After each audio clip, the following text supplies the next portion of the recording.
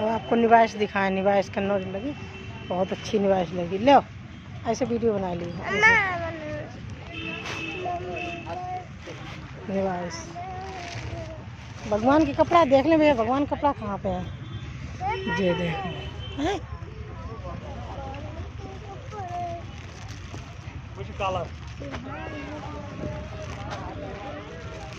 ये निवास है। यहाँ पे देखो एक से बढ़िया चीज लगी प्रदर्शनी। ये सोफा है।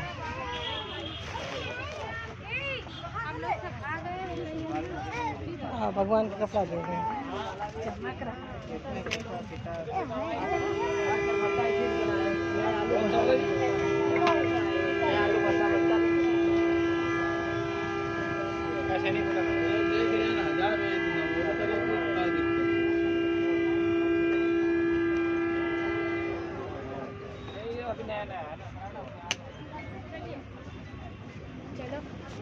हाँ कहीं नहीं है।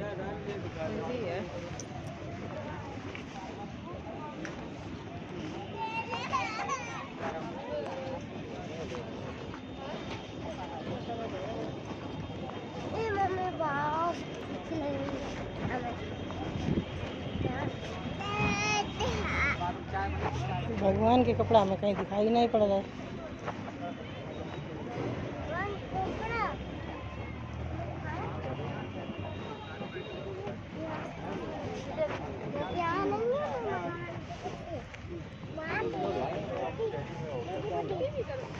ये 350 की है, पीछे से ये 650।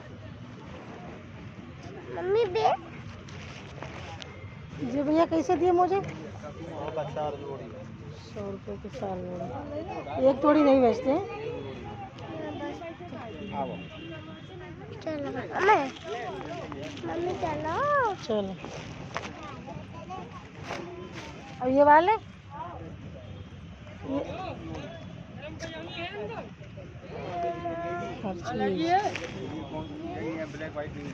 ब्लैक व्हाइट नहीं, बाकी तो है। निकालो लगाओ। अभी लगी तो है, बहुत लगी हैं। अभी कितनी लगाओगे? कहाँ लगी है? वो सामने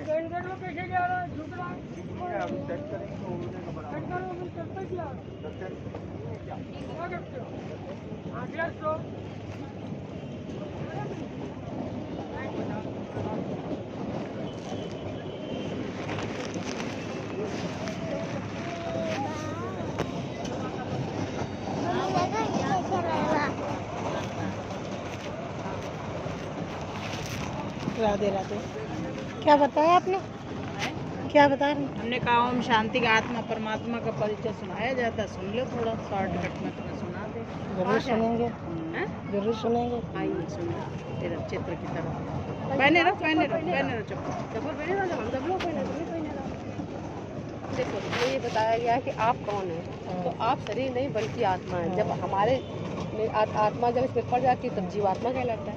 और जब ये आत्मा से निकल जाती है तब हड्डी मांस का पुतला रह जाते हैं। कहते कहाँ गए थे? किसी मिट्टी में गए थे, अर्थी जा रही है। हम लोग कहते क्यों? जिसका रथी चला गया तो हड्डी मांस का पुतला रह जाता। तो मतलब इसका बताया कि आप शरीर नहीं बल्कि आत्मा हो।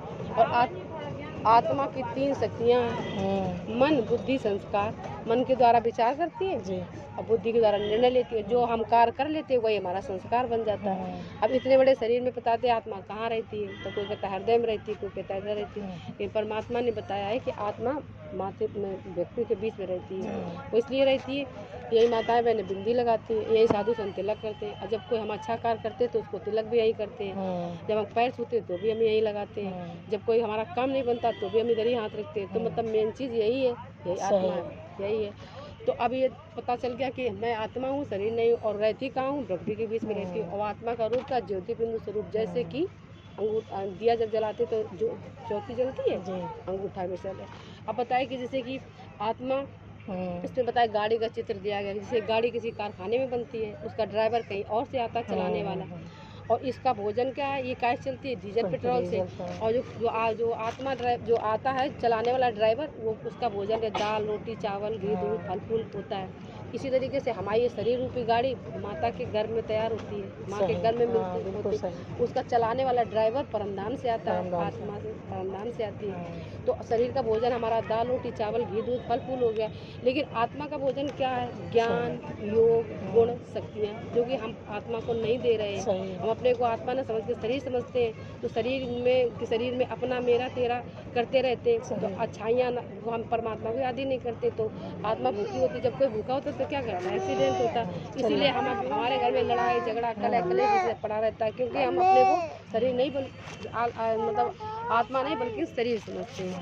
इसलिए बताया कि आत्मा ज्योतिबिंदु स्वरूप है, आत्मा का पिता परमात्मा भी ज्योतिबिंदु स्वरूप है। एक गाय का बच्चा गाय जैसा, शेर का बच्चा शेर जैसा। तो इसी तरीके से ये परम पिता परमात्मा शिव बाबा भी गीता ज्ञानदाता, ये भी ज्योतिबिंदु स्वरूप है। तो इनका रूप पता चल गया। अब ये क्या करते हैं? ये जन्म मरण से न्यारे हैं, जीवन नैया को पार ले जाने वाले, कर्मों की गति जानने वाले हैं, बिंदु स्वरूप है। ब्रह्मा विष्णु शंकर के भी रचयिता है, निराकार है। ये इनके गुण हो गए, ये इनका रूप हो गया।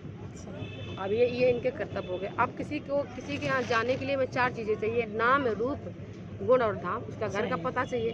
तो इनका रूप तो ज्योतिबिंदु स्वरूप है और गुण इनके ये हैं, कर्तव्य इनके ये हैं। अब ये रहने वाले कहाँ के हैं? तो इस चित्र में बताया गया है कि जो ये साकार मनुष्य लोक है, जो में इन आँखों से जितना भी दिखाई पड़ता है, सूर्य चाँद सितारे, ये जो है मनुष्य साकार मनुष्य लोक है। इसके ऊपर ब्रह्मापुरी है, इसके ऊपर विष्णुपुरी है, इसके ऊपर शंकरपुरी है। इसके बाद ये पुरिया के ऊपर जो पार ब्रह्म परमेश्वर तुम सबके स्वामी, हम लोग गाते हैं उसमें। तो ब्रह्म के पार रहने वाला परमपिता परमात्मा ये है। और यहाँ ये सब छोटी छोटी ये हम सभी आत्माएं हैं कि भाई आत्मा यहाँ से यहाँ आ जाती है तो अपना पाल पे करती है। जैसे हम कोई नाटक ड्रामा कोई खेलने जाते हैं तो अब में दूसरे कपड़े पहन के जाते हैं घर से, और जब वहाँ में जिस तरीके का रोल मिलता है राजा रानी, तो वो कपड़े पहनते हैं, और जब हमारा रोल खत्म हो जाता है फिर हम उन्हीं कपड़ों में आ जाते हैं। तो इसी तरीके से हम यहाँ से यहाँ अपना रोल बजाने आते हैं, पति पत्नी भाई बहन जो भी हमारा रोल होता है। और जब यहाँ से हम अपना शरीर छोड़ देते हैं तो यहाँ नहीं जाते, यहाँ आते हैं। यहाँ हमारे कर्मों का लेखा जोखा होता है। तो जैसा भी हम कर्म करते हैं उसी अनुसार फिर हमें जन्म मिलता है। देखो किसी घर में बच्चा पैदा होता है, लाखों रुपए की खुशियाँ मनाई जाती हैं। किसी घर में बच्चा पैदा होता है, उसके पीने के लिए दूध भी नहीं होता। तो आते हैं तो उसने कोई पाप पुण्य नहीं किया है, पिछले जन्म किया है, पिछले जन्म के हैं। तो इस तरीके से ये परमात्मा का रहने का घर होगा। तो नाम, रूप और धाम तीनों चीज़ें पता चल गई कि वो परमात्मा ज्योतिबिंदु स्वरूप है, और ये उनका रहने का परम धाम घर है, उनका रहने का, और रूप उनका ज्योतिबिंदु स्वरूप है, और उनका ये धाम है। इसमें बताया कि सभी धर्म की आत्माओं ने परमात्मा शिव को ही माना, मतलब सभी के भगवान परमात्मा शिव ही सभी आत्माओं के।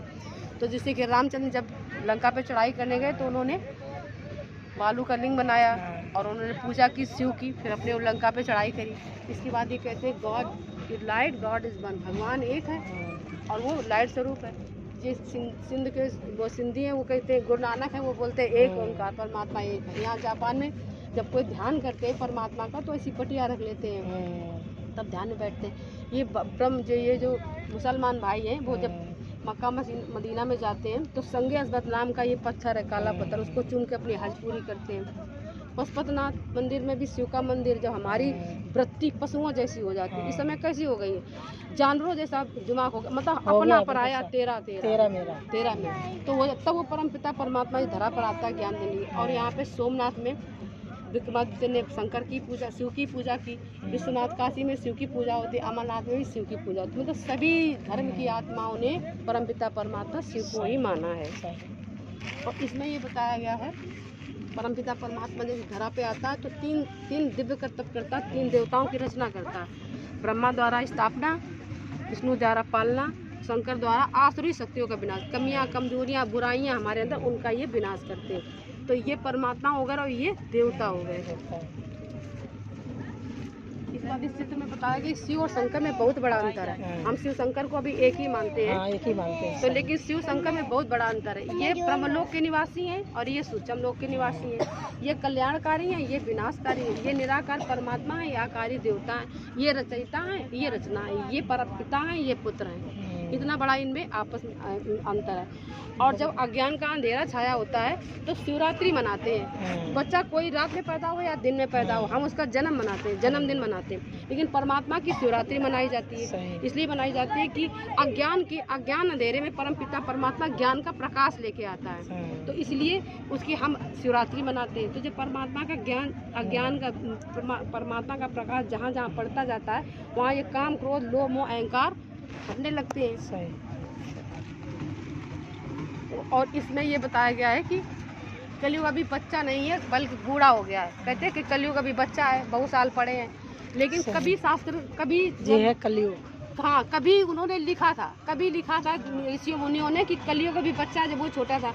अब तो वो लिखे हुए किसी ने काटा तो है नहीं, तो वो अभी पढ़ते तो, लेकिन कलयुग का बच्चा नहीं, कुछ बच्चा है। क्योंकि काम, क्रोध, लोभ, मोह, अहंकार के, चाहे राजनीति सत्ता हो, चाहे धार्मिक सत्ता हो, चाहे घर परिवार में हो, सब जगह काम, क्रोध, लोभ, मोह के लकड़ लगे और दुनिया तमो प्रधान ऐसे इसी चीज में काम, क्रोध, लोभ, अहंकार के जल रही है।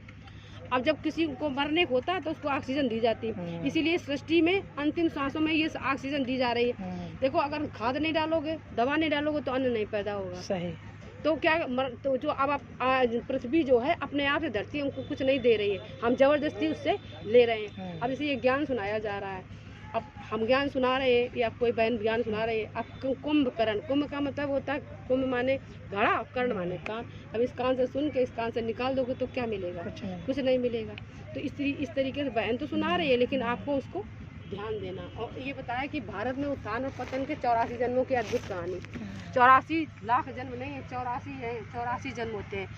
ये है सतयुग, यहाँ सूर्यवंश घराना होता, 8 जन्म होते हैं, देवता घराना देवता होता, 16 कला संपूर्ण होते हैं, यहाँ जनसंख्या 9 लाख होती है, यहाँ आत्मा सोने जैसी होती है।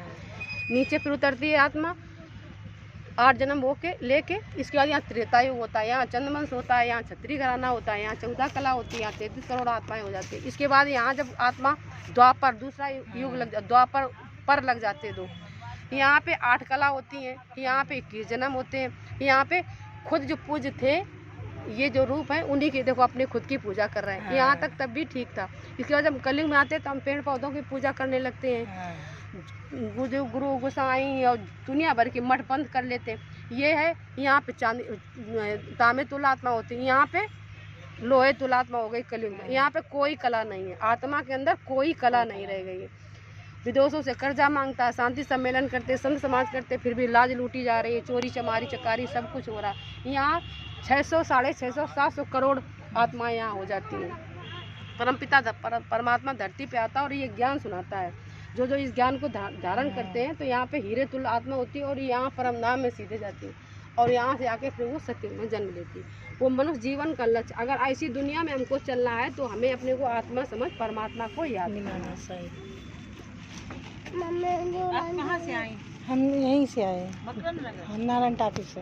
अच्छा, नाम अपना नाम अभी हमारे यहाँ प्रोग्राम होगा बड़ा, ये मनकामेश्वर मंदिर जानती हो? जी। मनकामेश्वर मंदिर के सामने कुमार वाली गली में आश्रम है हमारा इसका।